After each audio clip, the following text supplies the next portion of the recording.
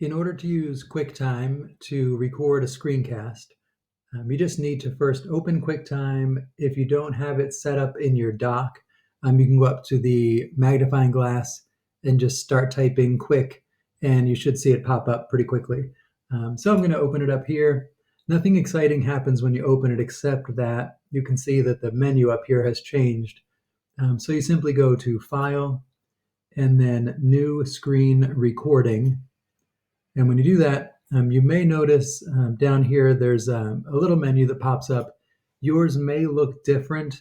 They keep changing the look of QuickTime. So depending on the version you're running, yours might look a little bit different. But no matter how it looks, you'll have the options where you can change the audio devices and a couple of other options.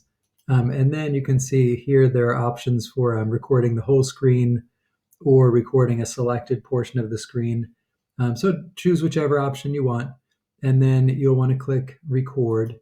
I have two monitors, so it's giving me the option of which one I want to record. So I choose that. And now up in this menu bar, you can see there's a stop button. So I'm recording right now. So I'm just going to make a couple of changes that we can see in the video. And then I'll come up when I'm finished and press stop.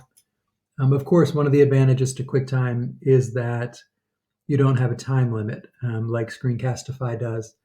So you can record for quite a while. I'm going to play this video so you can see what happened. In this menu bar, you can see there's a stop button. So I'm recording right now. So I'm just going to make a couple of changes.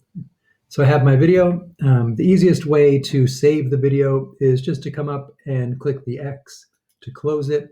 And when you do that, either it will save automatically on my computer. I have it set to save automatically, so there's the recording right there. On yours, by default, it might, as soon as you close it, pop up a save menu to give you an opportunity to either delete it or to save it in a certain place with a certain name. And from here, you have some options. You can try uploading this to Drive and sharing it that way.